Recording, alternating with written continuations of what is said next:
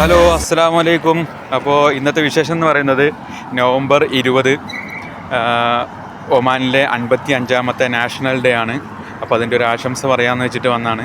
അപ്പോൾ അതിനെക്കുറിച്ച് വലിയ വീഡിയോ കാര്യങ്ങളൊന്നും നമ്മൾ ചെയ്തിട്ടില്ല, എടുത്തിട്ടുമില്ല. കാരണം ഇപ്പോൾ ഷോപ്പിൽ കുറച്ച് തിരക്കാണ്, ഷോപ്പ് ഓപ്പൺ ആകാൻ വേണ്ടി പോകുന്നതുകൊണ്ട്. അപ്പോൾ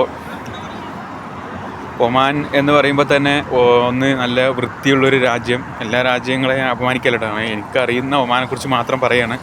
പിന്നെ ഏത് രാത്രിയിലും നമുക്ക് ഇറങ്ങി നടക്കാൻ പറ്റുന്ന ഒരു അവസ്ഥയിലുള്ളൊരു പശ്ചാത്തലം.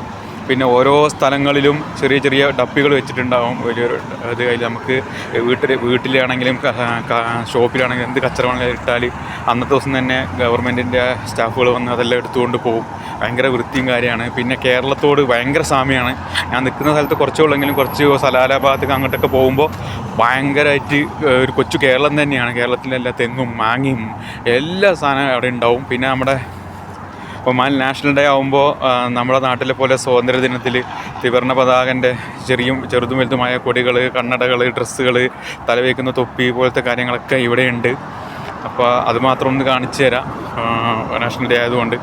അപ്പോൾ എല്ലാവരും ഈ വീഡിയോ ഇഷ്ടപ്പെട്ടാൽ നിങ്ങൾ ലൈക്ക് ചെയ്യുക, കമൻറ്റ് ചെയ്യുക, പിന്നെ ഞങ്ങളുടെ അഭിപ്രായങ്ങളൊക്കെ അറിയിക്കുക. പിന്നെ ആദ്യമായിട്ട് കാണുന്നതാണെങ്കിൽ ഒന്ന് സബ്സ്ക്രൈബ് ചെയ്യുക.